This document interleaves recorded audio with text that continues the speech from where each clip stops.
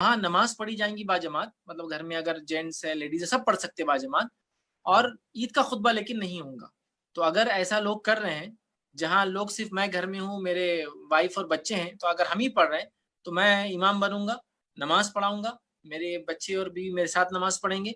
और उसके बाद जो है खुतबा नहीं होगा ईद का। और ईद की नमाज वैसी ही पढ़ी जाएंगी, तैयारी सेम होंगी। आप अगर मैस पानी अवेलेबल है तो आप गुस्ल लेंगे।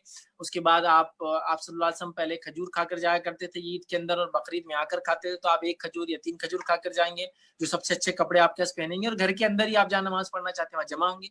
कोशिश करें कि तुलुए आफ्ताब के बाद आप पढ़ ले, जवाल जी। तक इसका वक्त होता है, लोग जमा हों। और कुरान जिसको ज्यादा आता है वो इमामत करे। इमामत करने के बाद मामला खत्म हो गया और ईद आपकी हो गई। इसमें खुतबा देने की जरूरत नहीं होगी जब आप घर में पढ़ रहे हैं। लेकिन अगर 40, 50, 60 लोग कहीं जमा हो जा रहे हैं जी। कलेक्टिवली, फॉर एग्जाम्पल इतनी आपको छूट है कि आप लोग एक मोहल्ले के लोग क्वारंटाइन किए हुए अपने आप को, और कोई मसला नहीं, जमा होते हैं, फिर खुतबा भी देंगे जैसा ईद का खुतबा होता है। लेकिन अगर घर में है तो ईद के खुतबे की जरूरत नहीं, आप नमाज पढ़ ले। अच्छा। और अगर अकेले हैं आप तो फिर अकेले आप 2 रकात पढ़ लें। हाँ, आप अगर अकेले हैं तो अकेले पढ़ ले, फैमिली के साथ है फैमिली के साथ पढ़ ले, फैमिली में लोग हैं लेकिन बच्चे और लेडीज है जो पढ़ नहीं सकती, तो आप अकेले, कोई मसला नहीं। मतलब आप अकेले हैं भी तो पढ़ ले 2 रकात नमाज, खुतबा नहीं होगा, ईद की नमाज हो गई अदा। ठीक है। अब इसमें जो जो लोग अभी क्वारंटाइन सेंटर्स में हैं, इंडिया में या कहीं बाहर, जैसा बहुत सारे औरंगाबाद में भी जो रेड जोन है, तो बहुत सारे जो मुस्लिम्स हैं वो अभी क्वारंटाइन सेंटर्स में है। हो सकता है खुदा ना खास्ता उस वक्त तक वो अंदर ही रहें, या तो हॉस्टल में रहें या तो हॉस्पिटल में रहें। तो उनके लिए क्या चीजें जो है वो होगी, एप्लीकेबल होगी? सेम उनके लिए भी एप्लीकेबल होगा, वो वहाँ जैसा रेगुलर नमाज पढ़ रहे होंगे, बस वो ईद की नमाज 2 रकात जो है तुलुआ आफ्ताब के बाद से लेकर जवाल से पहले जो है 2 रकात नमाज पढ़ ले। और चूंकि वो हो सकता है अलग अलग एरियो में होंगे, मतलब एक रूम में हो सकता है 1 आदमी या 2 आदमी होंगे। अगर वो दोनों ही मुस्लिम है तो फिर वो दोनों अगर एक साथ पढ़ रहे हैं आम नमाज है, तो ये नमाज ही बहरहाल पढ़ ले।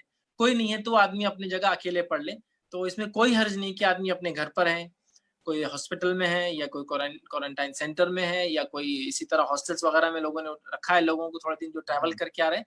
कोई मसला नहीं, आप जहां भी हो 2 रकात नमाज आप पढ़ ले जैसे ईद की नमाज होती है जायद तकबीरों के साथ, तो इंशाल्लाह अजीज किफायत कर जाएंगी, कोई मसला नहीं आता किसी। एक आखिरी क्वेश्चन था जिसमें